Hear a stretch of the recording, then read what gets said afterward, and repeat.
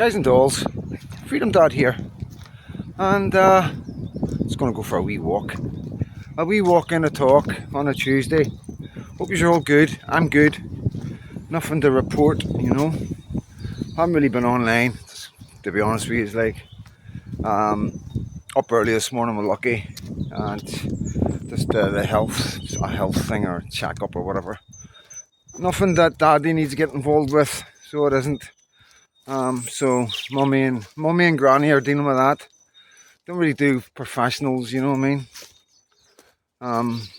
Yeah, just with my experience. But I'll turn you around. Let's see, where will we go? I think it's a nice wee bit. But yeah, I've done a mic check. The mic seems to be working okay out here as well. All good. So hopefully my new mic, other mic comes today. Thanks to you guys. Yeah. See, I never know whether this name is or not, you know what I mean? But you know, if it was me, I don't know if I'd want to be named. But you know, I do mention you in the live, so. But yeah, I appreciate everyone is, you know. And I never want you to think it's like a competition or anything like that, or nothing ever like that, you know. One-off coffee basically gets you an email every day when there's a live, and as I get used to it, I will start putting other stuff up or links to stuff and that. So you know, I will get into a routine, you know. Just finding my way with Lucky guys as well, you know. So, but it's all good, all good. Duck the water, you know. But I imagine every dad's like that, you know. I really do believe that all dads are like that. But yeah, it's been a journey and a half for me, you know. And probably being an older dad has heightened the problems of that journey, you know. It hasn't been plain sailing and fun and games like. But, you know, and that side of things, not every dad will go through. That's just people that suffer with mental health and people who have lost loved ones. You know, well, I think any man who has a child that loses his mum when he's really young, when they have that child is when all sorts of stuff comes back. And, you know, I can only tell you what I experienced. You know, I had a really hard time. I had all sorts of stuff coming into my head. You know, because I never really thought much about my mum. You know, I never really thought much about her in a way where she'd built that connection with me, give birth to me, breastfed me. You know, I imagine, can't remember. But yeah, just cherishing me and what I'm like with Lucky. I'm thinking what my mum must have been like with me. And it's just something I've never thought about before, guys. Honestly, like it's... You know, and oh wow, not nice. Watch it.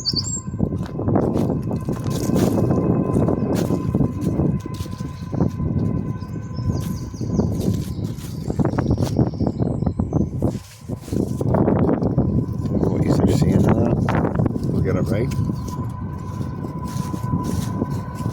Come on, Tulip.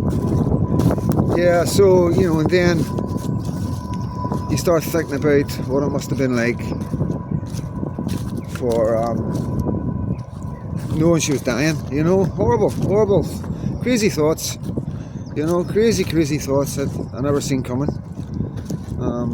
Yeah, and I just do believe any man that loses his mother at a very early age would probably experience that when they bring a child into the world, and the mother, of course, you know, and the mother. But yeah, so that's still there a wee bit, you know. Still have my dark days when I think about my mum when I got Lucky and stuff. You know, it's getting better now. I'm sort of punished myself enough, I think. That's what you're doing. You're just punishing yourself, like, really. And yeah, so yeah, a lot of guilt as well. For not thinking like that before. You know, why didn't I think like that? Why did I not think about the connection my mum had with me when I was a baby, and you know, what it must have truly felt for her. Knowing she was diagnosed with cancer probably when I was about 6 or 7. I don't really know, you know what I mean? And I know this is a bit dark, guys. I'm sorry. I'm so sorry. Like, I don't mean to bring this type of video. I don't know where my head's at today. I'll be honest with you. I'll tell you exactly what's happened. I may as well just tell you. I'll spin it around. I like talking to you. It's like this. So I woke up this morning, and this is the second time this has happened, and I felt as if everything that we're dealing with in Britain, this is on my mother's grave, guys, no messing about here, this is how I felt.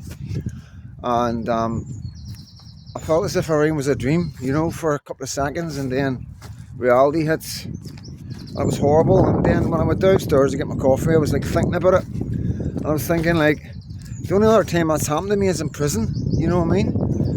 You know, when you go through the cells, and then you wake up and you're on remand.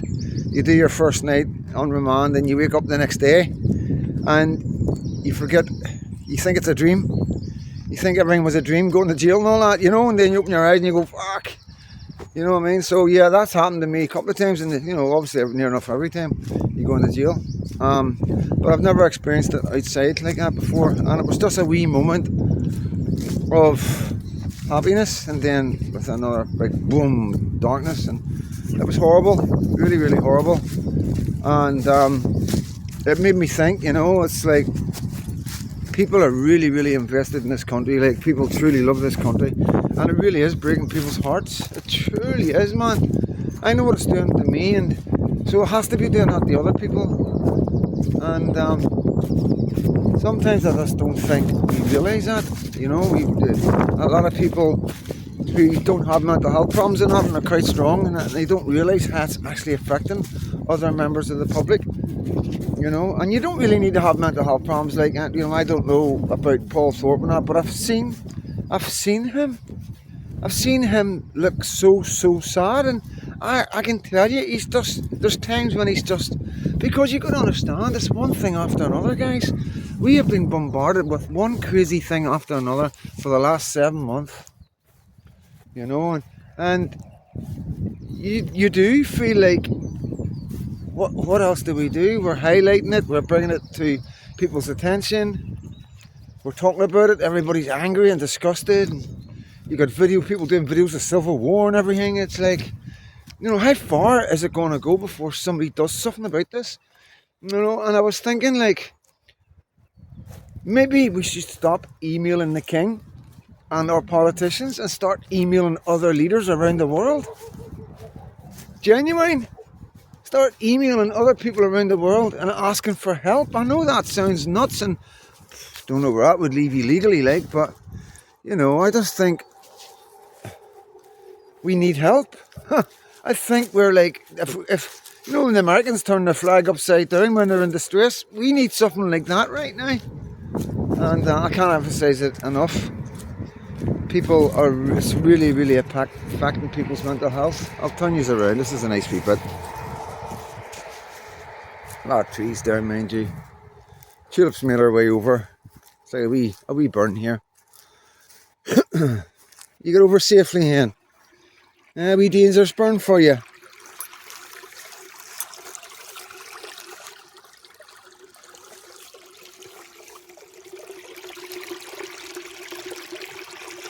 I'm gonna drop my phone in there.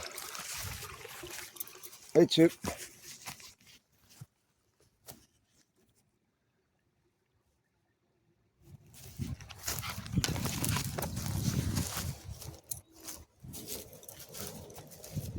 Yeah, so tongue in cheek as well, guys, you know, tongue in cheek. Entertainment and educational purposes only. I'm just at a loss. That's all. Just at a loss, guys. You know, I just don't know how far the country's going to go before somebody says, right, that's enough. And what concerns me as well, that nobody seems to be picking up on, is, you know, the reports that are coming out about Starmer saying that the hotels are here to stay. And that is really concerning, because I know these guys don't stay in the hotels, right? Because we've only got so many hotels, guys. You've got to understand that. So we know we've got like 1,000 a week coming in more or less when the blue skies and there's no wind. Easy. That's a minimum 1,000 a week, I reckon. 1,010 days, let's say, just for keep everything right. Um, we see exactly what's going on in France and how the NGOs are helping them.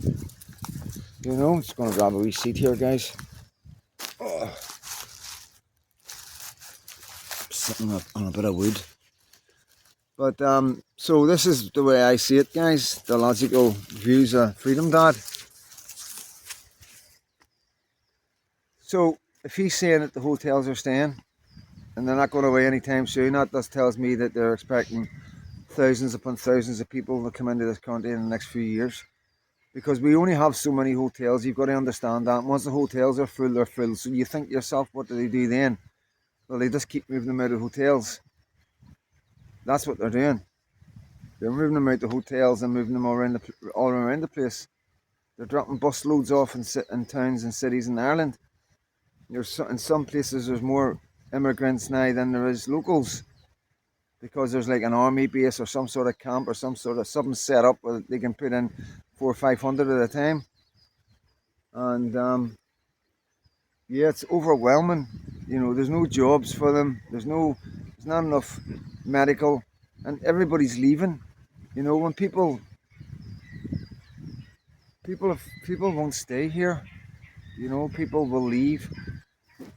There's no two ways about it. People are talking about leaving, and you know, the only people who won't be able to leave is the working class. Anybody with money will be making plans to leave, will be making plans to resettle. You got to understand, a lot of people have that on their mind anyway.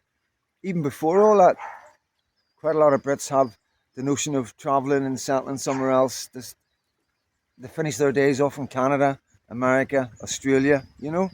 So it's not unusual to find that in life where people are wanting to immigrate.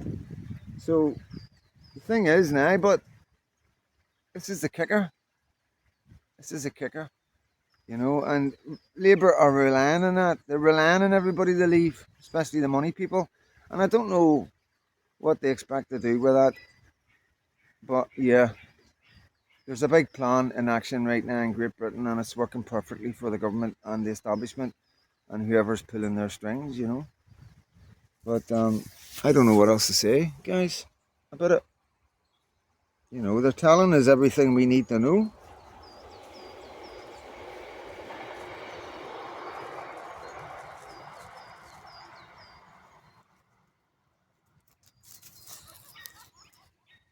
They're actually telling us everything we need to know, guys.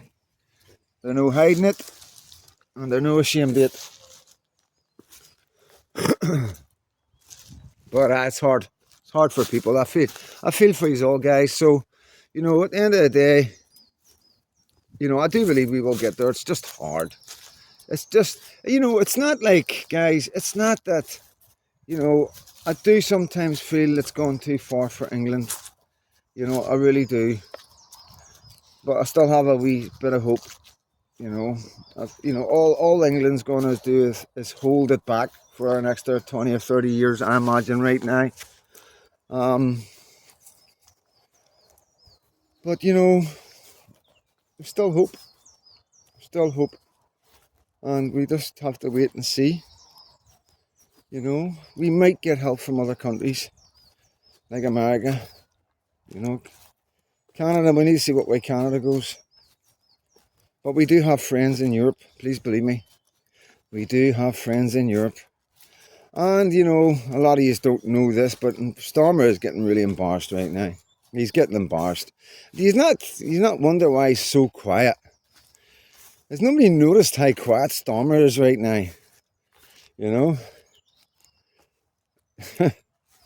Yeah, there's a reason why they're quiet, guys. Please believe me. They're being totally ridiculed in Europe. The Russians are laughing at them. The Americans are laughing at them. And they've been left standing out on their own, scratching their head. And now their army chiefs are saying, we don't have the resources to go to war, you headery. So yeah, let all that sink in for a wee second, guys. You know, you got to understand, this is what's happening. Stormer's being told what to do. Stormer is being told to start a war. and they just can't. Bidens have tried it. Look what they done pulling out of Afghanistan, what they done there, and let the Taliban take over again. There's a big agenda going on, guys, so there is. And, you know, you would be surprised. Yeah, I think you would all be surprised who's actually all in cohorts, you know. We're probably the only ones all around the world where Muslims and Christians don't seem to be getting on, because I can guarantee the world leaders around the world in these Muslim countries and all the Western leaders all get on like a house on fire. You know, no problems at all. So, yeah, like I keep on saying, the division's being created for a reason. You know, there's like all sorts of agendas in play here. And the only way we can stop them, and this is God's honest truth, guys, the only way we can stop them is by not going out onto the streets, by not taking any triggers or bites or baits that's going to come our way shortly. I can't see my words getting through to anybody, like, you know, because when the crunch comes there, crunch, people are going to be angry, and there's going to be no stopping some people, you know. But I say to you guys, hold back, just hold back for 24 hours. Always let the dust settle, guys. Always let the dust settle. But yeah, it's concerning how they're saying these things. I was gobsmacked when they said that the hotels aren't shutting down anytime soon. You know, it's a good time to be in the hotel business, isn't it, guys? Because there's nobody coming here for holiday, is there? You got to ask yourself, like, they really don't care about the economy when all they're having to pay out, instead of these hotels paying in and bringing tourists from all around the world. They're having to pay for these hotels billions and billions and billions. So that's very, very concerning. The fact that they're telling us that the hotels aren't shutting anytime soon. So that's going to be 4 years of hotels running like inlets, like custom centres, basically, in my eyes, you know. And these guys will be making up new names, and the government will be going with these new names, you know. And we've seen it with Mo Farah. You know, his real name isn't Mo Farah, his real name's something else, you know, and it was something to do with people smugglers and all that. But it's just an example of how, you know, these men come over and completely change their identities, you know. And it's terrifying, because they can say they're younger, they can say whatever they want. They can end up in positions of power. They can end up in positions with children. They can end up in positions with vulnerable people caring for our elderly. This is most likely the latter scenario. Is most likely will be the first one of the first services that will take these kind of employments. So yeah, it is all really worrying, you know. Because at the end of the day, guys, if these were people that had ID, and, you know, they came from an area and they were, you know, they had a history of being good and working, and, you know, and they want to add to our community, then, you know, there wouldn't be a problem. But obviously none of that is relevant anymore. You know, they're not here to do the jobs that we don't want to do. They're not here to do any jobs. And they expect and demand everything, you know. They walk into our home offices and just go, house.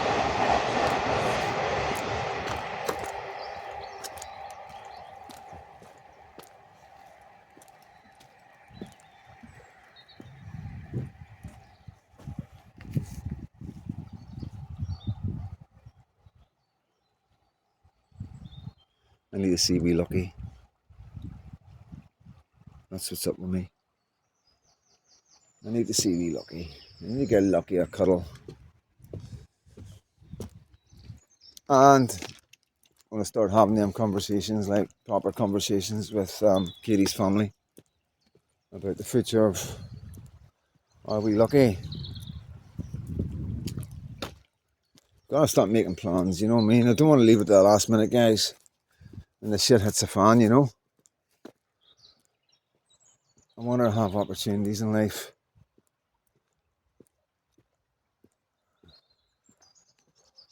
You know, and I certainly don't want her seeing her dad with a shaven head. Because she won't have a dad at all, because that won't be happening. You know? What their idea of how us Christians would behave is like maybe from biblical times, you know, and yeah, we're different Christians today, like. But yeah, we don't do videos, but we don't go out there and do videos. Do you know why? Because we would get to jail. Shut up! Come on! Alright, come on! Alright, buddy. Come on, my girl. Thought he had a dog.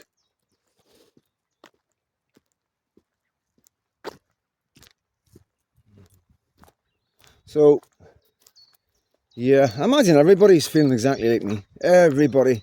Like all the YouTubers and that, you know. Hear it in their voices. You hear it in their voices, guys, you know. And I can see that a lot of them are struggling to do videos without saying things that, you know, because it's only the truth. We're not there to give misinformation. We're not there to lie to anybody. We're not there to create hate, division or trouble. We're there to tell people what's going on in our lives, what's going on around us, what we're seeing on the news. That's what quite a lot of YouTubers are doing. They're reporting stuff to you in a fashion that you understand, taking away, you know, they're reading in between the lines and they're reading the small print, you know what I mean? Whereas we're just getting a headline or maybe getting it word of mouth. Somebody's there breaking it down for you. You know, I don't do that, but that's what other YouTubers are doing. And I can see some of them are struggling right now, you know, to try and keep things legit. And yeah, it's difficult because you're constantly juggling what you can say, what you can't say. Well, let's get my door put in. Well, let's get my channel taken down. You know, it's like, and like I say, it's all truths. No information, no lies, no hatred, and no trying to create division. All just simple fact truths that's going on in Britain. And people are having to think twice about coming online and talking about it. Fucking hell. You know, it's like reality really has dawned, hasn't it? You know? It really has dawned. So, yeah, Paul Thorpe, quite a lot you're saying about him asking, does anybody want a hand or YouTubers? And I think it's amazing that he's doing that. That's exactly what needs to be done, you know, for Palladium. Yeah, that's the drive. That's the way forward. Get people aware, get people online. You know what I mean? If any of you want to send a message to him and tell him I'm available to help anybody, you know. Anybody wants to send anybody my way, like privately, not live on air, then I can school them on CapCut to get them started anyway, you know what I mean? Get them doing videos and cutting videos and adding and taking away sound, adding music, overlaying, you know. It is all pretty simple, guys, you know. It's one of them things that's only hard because you don't know how. But, you know, these businesses make it easy. They make it work for kids, you know. So yeah. And once you get one edit app sorted, they're basically all the same. They're all the same sort of buttons and icons, guys. So, you know, I don't know if CapCut's probably the best one to use. It's the one I learned on and I took it from there, like. But yeah, maybe do videos about how to be an activist, what to say, what not to say, what to argue, what to throw back at people when they call you a racist thug or far right, you know, because you need to have an intelligence about you, not like super intelligent, but you need to you've got to have a way of being intelligent with answers, you know. And it's not really that, it's not intelligence, it's not the right word, because you really don't need to be clever. You just need to love your country. Simple as that. If you love your country, you can do this, guys. I promise you. If you are genuine proper Brits, and you love the Irish, and you love other Muslims, and you love everybody in the world. You've just got no hate in your heart. You could do this. You could do this. Because when you start with them foundations, it's pretty simple. It's pretty simple from there on in. Just stick to what you know, stick to what you see, you know. And people know you're a good person. Nobody can say a word to you guys, you know. When people know that you love all Muslims, you know, you love all religions, then when you're talking about Muslims being pushed on to people, that you know the people around you know that you're not being bashed, you're not being racist, you're not being bigoted or anything. You're saying it's a problem. It's scaring people, you know. It's like you're trying to say that day's dark and the night's light. That's what people see, you know what I mean? And it's too much. It's creating division, it's creating hatred. So it needs to be handled differently, completely differently. And British people need to feel worthy again. These are the kind of things that our politicians need to be pushing. Simple as that. Basic things like, you know, feeling that you belong in your own country, feeling that your government are speaking up for you, representing you. Whether your beliefs are different than anybody else, there's still a government there to represent you. You know, your government has brought us up to be patriots. Our grandfathers and our grannies were in the war. They got us all supporting football teams, so we all claned up. You know, but they got us all behind the England football team. Had us selling us all England shirts and all the gimmicks that go with it. Creating that unity of patriots. Many different occasions right through our lives growing up. And now all of a sudden we're the far right and we're the thugs and we're the racists. When all we're doing is being what you told us to be, what you brought us up to be, what every man in their country inspires to be. A proud citizen of their country. No more, no less. So all we want to be, proud citizens of our own country, love our flag, our traditions, our religions, and be proud to be British with our diversity and all. And not have somebody come and take it all away from us. You know? They have no right. This Labour government, these Tories, they have no right to do this to our country. The people of Britain did not agree to any of this. Did not agree to our hotels being used for illegal immigrants and people that are breaking into the country. And some of these men are leaving these hotels and committing horrific crimes. Some of these men are getting bailed and sent back to the hotels. And then when they get jailed, they get released back on the street with a flat. So it's quite handy to go to jail in this country, guys. You know, to be honest with you, makes sense, wouldn't it? Why would you want to sit in a hotel with a whole lot of other really bad people when all you got to do is go out and commit a crime, get 2 years, 12 months in an easy, cosy jail, and then out with a wee flat or a wee bed sit, you know? Yeah. Doctor every day if you want. You can see a doctor every day, you know what I mean? You just put down for the doctor and you see a doctor in the jail. Put down for the dentist, you see a dentist in the jail. See, I thought about trying to get 6 months just to get my teeth done. See, I'm being 110%. I'm having that much trouble getting a dentist that it would be feasible me to get a 6 month sentence and do 3 months to get my teeth done and get the best medical care, get everything that's on my mind all sorted out, you know what I mean, because I can do it, you can do it in the jail. Out here you can't. As soon as you go into the doctors, as I told you 10 minutes, and I've got this, oh, you can't talk about that, you're only here to talk about this. What? You know, this is what you're dealing with out here in the jail. No. You go to the doctor one day, I've got a sore knee. You go to the doctor the next day, I'm having these pains in my head, you know. Go to the doctor the next day, I'm getting cramps in my calf. You know what I mean? Next day after day, it's your God-given right to get the doctor, you know what I mean? People go to the doctors just to meet other guys to get parcels. move stuff about the jail. So yeah, that's it's a win-win situation for these men when they get jailed. This is what you've got to understand, guys. It's please believe me, it's a wee bit like what it was like for us in Belfast. Can you imagine what it was like for us in the maze? All us boys all together, all loyalists from all different parts of Northern Ireland, all getting to know each other, mates that grew up with each other all together and all that. What a buzz! What an absolute buzz it was. So can you imagine what it's like in some of these jails down in England, where the Muslim prison gangs are running the shows? Screws are terrified of them because one command from one man and they all move in unison. The prison cannot deal with that. Please believe me. That's how we beat the prison service in Northern Ireland, by working in unison. And this is what I always said in the jails and other jails and that. Like, if you organise yourselves and had one guy giving orders, you could get whatever you want in this jail. You know what I mean, guys? And that's God's honest truth.